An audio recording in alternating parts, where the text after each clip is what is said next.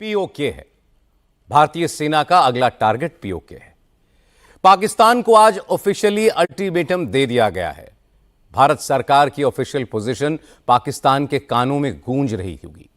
खाली कर दो पीओके। आज नई दिल्ली में यह फाइल ओके कर दी गई। अमेरिका बार बार कहता है कि वो मध्यस्थता के लिए तैयार है, कश्मीर पर बात करने के लिए तैयार है। कश्मीर पर बात नहीं होगी। अब बात होगी तो सिर्फ पीओके खाली करने पर होगी। पीओके वापस लेने का तरीका क्या है, यह भी आपको बताते हैं।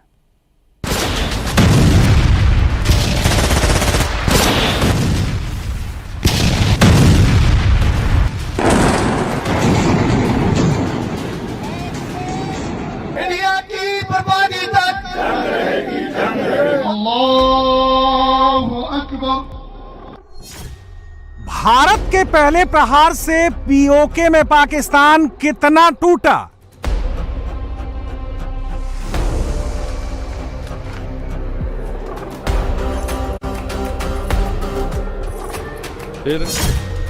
पीओके में पाक प्रायोजित आतंकी कैंपों को भारत ने कैसे तबाह किया?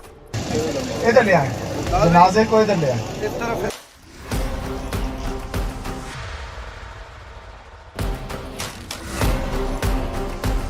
भाईजान नूर खान बेस में आगे गिरा है।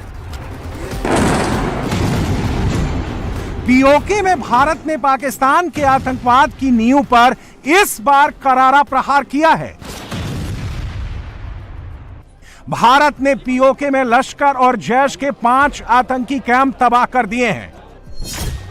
इनमें मुजफ्फराबाद का सवाई नाला आतंकी कैंप, सैयदना बिलाल कैंप भारत ने पूरी तरह बर्बाद कर दिए हैं। कोटली का गुलपुर कैंप और अब्बास कैंप भी तबाह कर दिए गए हैं। भिम्बर का बरनाला कैंप भी भारत ने बर्बाद कर दिया है। पाकिस्तान इसे भले नहीं मान रहा, लेकिन वहां के लोग बता रहे हैं कि तबाही कितनी भयानक हुई है। सामने जो है ना तकरीबन 5-7 गोले बहुत बड़े बड़े आकर के सकते रहे, बार बार बदलाव इस तरह लगे हैं। तो उसके बाद खूब रात ही लोगों में फिर सब लोगों को उठाया गया कि एरिया खाली किया जाए। अच्छा, तो ये इंडिया की तरफ से जो है फायरिंग हो रही है।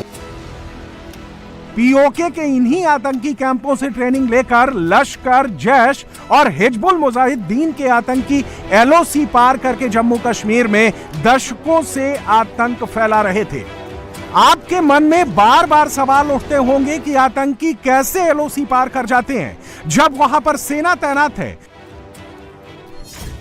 भारत पाकिस्तान के बीच एलओसी 740 किलोमीटर लंबी है। ये गोमा में NJ 980420 पॉइंट से शुरू होती है और जम्मू के छम्ब सेक्टर में पॉइंट NW 605540 पर खत्म होती है।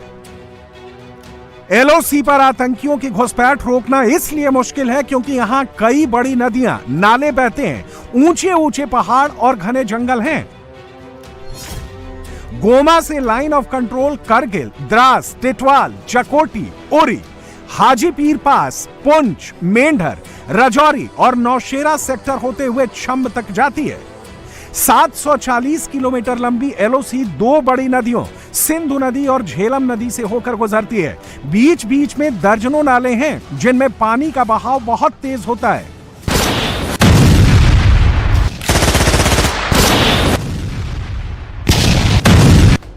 पीओके में बने आतंकी कैंपों से घुसपैठ रोकने के लिए भारत ने 740 किलोमीटर लंबी एलओसी पर स्पेशल फेंसिंग कर दी है।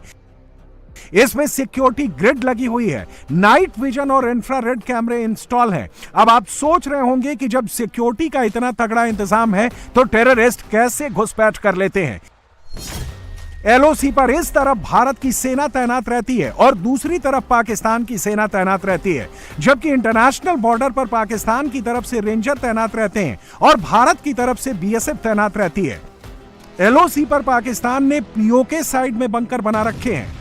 कई जगह चीन की मदद से बहुत मजबूत बंकर पाकिस्तान आर्मी ने बनाए हैं। वहां उनकी सेना रहती है। रिजर्व फोर्स के जवान भी पाकिस्तान ने रखे हुए हैं। एलओसी के इस तरफ भारत के हिस्से वाले जम्मू कश्मीर में भारतीय फौज की चौकियां और बंकर हैं। आमतौर पर सीज फायर के दौरान दोनों ओर से गोलियां नहीं चलती हैं, लेकिन जब पाकिस्तानी फौज को आतंकियों की घुसपैठ करानी होती है तो वो हैवी मशीन गन से फायरिंग करते हैं। भारत की चौकियों को फायरिंग में इंगेज कर लेते हैं। इसी दौरान घने जंगलों और पहाड़ी नालों को पार करते हुए आतंकियों को घुसपैठ का मौका मिल जाता है। यहां फायरिंग में राइफलें काम नहीं करती हैं, क्योंकि दोनों तरफ की चौकियां और बंकर राइफल की फायरिंग रेंज से दूर हैं। फायरिंग की शुरुआत एलएमजी से होती है और फिर एमएमजी और दूसरे हथियार आते हैं।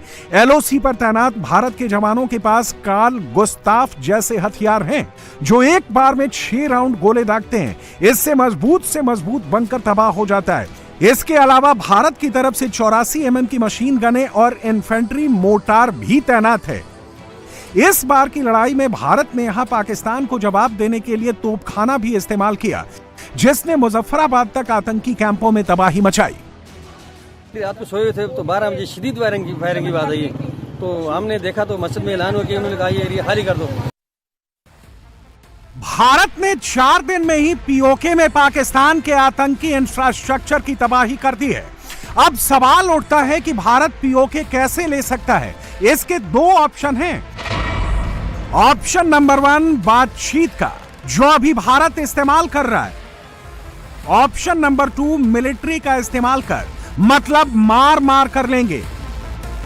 प्रधानमंत्री मोदी ने पाकिस्तान को साफ साफ बता दिया है कि अब इधर उधर की बात करने का टाइम ओवर हो चुका है। भारत अगर बातचीत करेगा तो सिर्फ और सिर्फ पाक प्रायोजित आतंकवाद और पीओके की।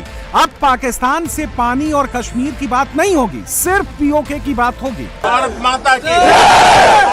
टेरर और टॉक एक साथ नहीं हो सकते। टेरर और ट्रेड एक साथ नहीं चल सकते, और पानी और खून भी एक साथ नहीं बह सकता। अगर पाकिस्तान से बात होगी तो टेररिज्म पर ही होगी। अगर पाकिस्तान से बात होगी तो पाक ऑक्युपाइड कश्मीर पीओके उस पर ही होगी। जिस पीओके को लेने की बात हो रही है वो कितना बड़ा है, कितने शहर हैं, कितनी आबादी है और भारत को इससे क्या फायदा है।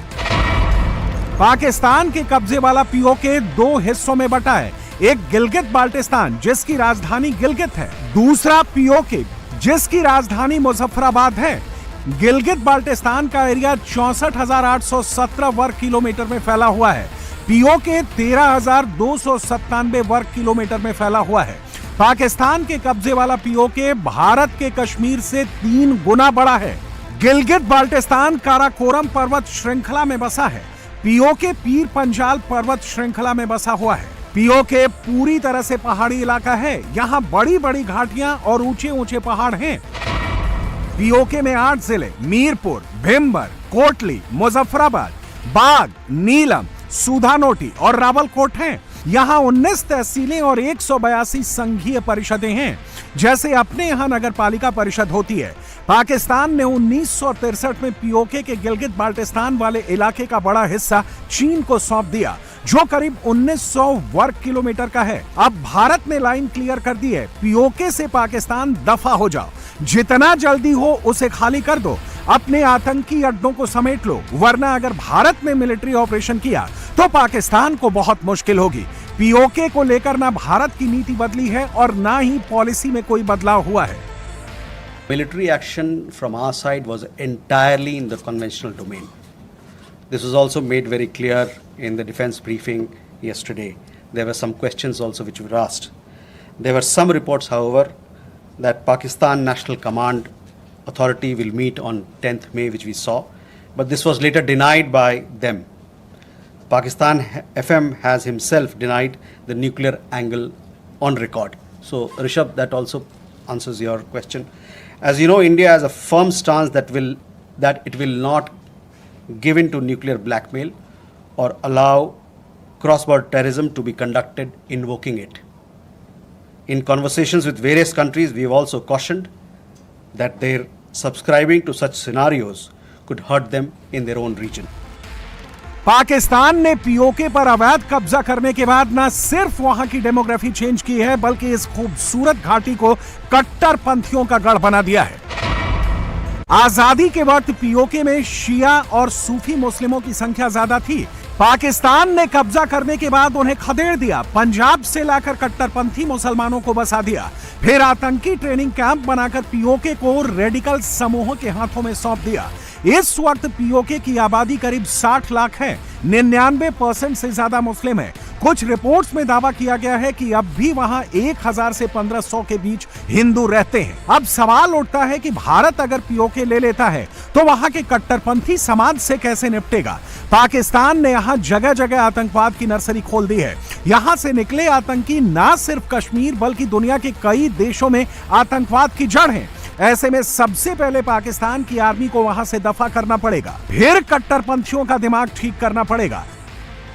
अब सवाल उठता है कि अगर पाकिस्तान नहीं खाली करता तो फिर भारत को ऑप्शन 2 इस्तेमाल करना पड़ सकता है। अगर मिलिट्री ऑपरेशन होता है तो सबसे बड़ी चुनौती नीलम वैली, लीपा वैली और झेलम कॉरिडोर में मिलेगी।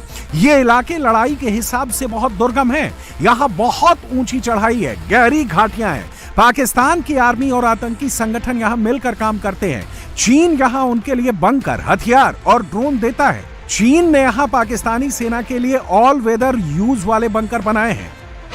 चीन के ड्रीम प्रोजेक्ट सीपेक का बड़ा हिस्सा भी पीओके से होकर जाता है, जो बलूचिस्तान से होते हुए ग्वादर पोर्ट को कनेक्ट करता है। अब सवाल उठता है कि भारत को पीओके से क्या फायदा होगा। पीओके हाथ में आने के बाद भारत झेलम, चिनाब, किशनगंगा और सिंधु नदी का ज्यादा से ज्यादा पानी इस्तेमाल कर पाएगा। यहां बड़े बड़े हाइड्रो प्रोजेक्ट लगाकर पाकिस्तान को बूंद बूंद पानी के लिए तरसा सकता है। पाकिस्तान की अर्थव्यवस्था को तबाह कर सकता है, उसकी अकड़ हमेशा के लिए ढीली कर सकता है।